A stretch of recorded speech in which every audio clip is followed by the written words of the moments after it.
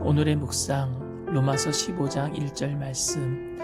믿음이 강한 우리는 마땅히 믿음이 약한 자의 약점을 담당하고 자기를 기쁘게 하지 아니할 것이라.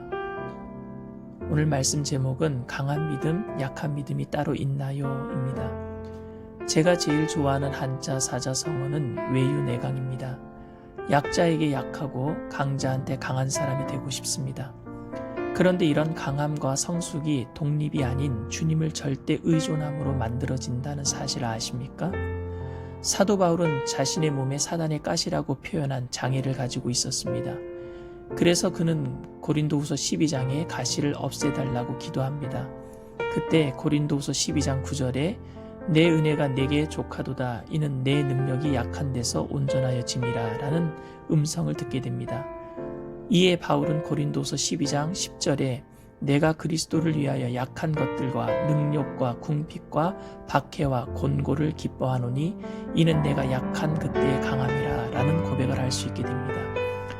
이는 바울이 약할 때 하나님이 그를 강하게 해주셨다라는 고백이 아니라 그가 약할 때 하나님이 그의 강함이 되어주셨다라는 의미로 보는 것이 합당합니다.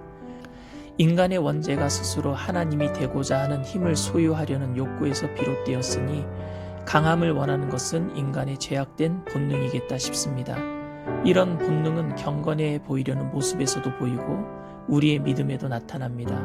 어떻게 하면 강한 믿음, 좋은 믿음, 성숙한 믿음을 가질 수 있을까요? 제가 목회하면서 자주 들었던 질문입니다. 좋은 믿음, 성숙한 믿음도 결국 하나님을 절대 의존하는 것이 아닌 독립을 의미한다면 그 말에 담긴 위험성을 인지해야 합니다. 저는 이 세상에 강한 믿음, 좋은 믿음은 없다고 생각합니다. 믿음이 신뢰를 의미하고 믿음 생활이 과정이라면 갈등을 해결하고 약함을 극복하는 방법을 찾는 것이 아니라 주님의 은혜 안에서 갈등이나 약함과 함께 사는 법을 찾아야 합니다. 믿음으로 사는 삶은 어떤 경지에 이르러서 긴장이 완화된 삶이 아니라 오히려 타락한 세상에서 여전히 연약한 하나님의 사람이 변함없는 하나님의 말씀을 붙들려는 긴장이 팽팽한 삶이기 때문입니다. 오늘 본문에 믿음이 강한 우리라는 구절 때문에 믿음이 강한 자가 따로 있다고 생각하게 되었습니다. 그래서 이 말씀의 배경을 살펴볼 필요가 있습니다. 당시 로마 교회에는 우상에게 제물로 바쳐졌던 음식을 먹어도 되는지 먹으면 안 되는지를 놓고 논란이 있었습니다. 교회에 분쟁이 생길 정도로 심각했습니다. 아마도 바울은 제물로 바쳐졌던 음식도 감사함으로 받으면 된다는 입장이었던 것 같습니다.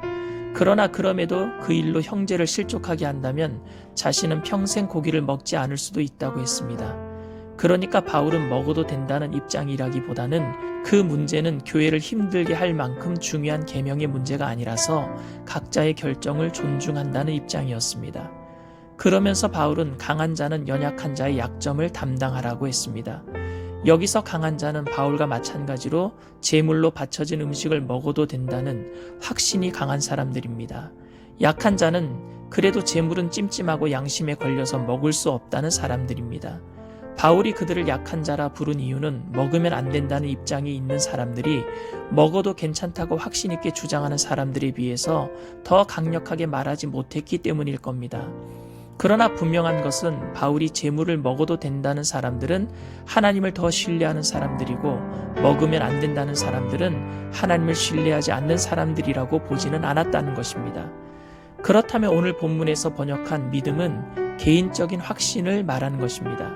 그런데 교회에서는 이런 확신이 곧 믿음으로 여겨져서 확신이 없는 사람들이 죄인 취급을 받기도 했습니다. 가령 무모하게 건물 건축을 시도하는 교회가 있다고 합시다. 그 경우 무모한 건축 시도에 이의를 제기하는 사람이 믿음 없는 사람으로 간주될 수 있습니다. 주님을 믿으면서 하나님의 능력을 의심하는 사람은 없을 것입니다. 단지 그 일이 하나님께서 원하시는 것인지를 의심할 뿐입니다. 그러므로 하나님의 의도와는 상관없이 무조건 교회 건축에 확신이 있는 사람은 믿음이 있는 사람이고 교회 건축이 정말로 하나님의 뜻인지를 물어보자는 사람은 믿음이 없는 사람으로 정죄하는 것은 잘못된 일입니다. 그런데 대부분 교회 건축을 주장하는 사람들보다는 반대하는 사람들의 목소리가 약할 수밖에 없습니다. 이런 경우를 사도 바울은 강한 자와 약한 자로 이야기한 것입니다. 그러니까 오늘 본문을 다시 해석한다면 자기 확신이 강한 우리는 자기 확신이 약한 자의 약점을 담당하라 라고 해석되어야 합니다. 재물을 먹어도 된다는 확신이 강한 입장에서는 재물을 먹으면서 찜찜해하거나 눈치를 보는 사람이 믿음이 약한 것입니다. 교회는 이런 일로 사람들을 힘들게 만들거나 위협해서 자기 입장을 관철시키려고 하지 말아야 합니다. 그것이 성경에서 유일하게 강한 믿음을 말하고 있는 로마서 15장 1절의 의미입니다. 로마서 15장 1절을 제외하고는 성경은 강한 믿음에 관해서 언급하지 않습니다. 하지만 성경은 자주 믿음 안에서 강하라 라는 표현을 합니다. 하나님께서는 우리를 강하게 만들어 주시지 않습니다. 그러나 우리의 강함이 되어 주십니다. 어쩌면 사람들은 체험이나 훈련 혹은 신분의 변화가 믿음을 강하게 할 것이라고 기대할지도 모르겠습니다. 꽤 오랜 시간 섬김과 봉사를 통해서 익숙함을 강함이라고 생각할지도 모르겠습니다. 그러나 그 어떤 것도 사람이 원하는 믿음의 강한 경지에 이르게 하지 못합니다. 심지어 고난의 풀무를 통해 연단을 받았어도 더 이상 고난이 두렵지 않을 만큼 강해지지 않습니다. 강함이 되시는 하나님을 더욱 경험할 뿐입니다. 강한 믿음을 가지려고 하면 실패할 때 낙심할 수 있습니다. 그러나 믿음 안에서 강하고자 하면 실패에도 낙심할 수 없습니다. 실패가 아무렇지도 않다는 말이 아니라 실패로 인한 상처가 우리를 주저앉힐 수는 없다는 뜻입니다. 사랑하는 청년 여러분, 강해지려 하지 마시고 강하신 주님을 붙들고 다시 일어나게 되시기를 주님의 이름으로 축원드립니다. 아멘.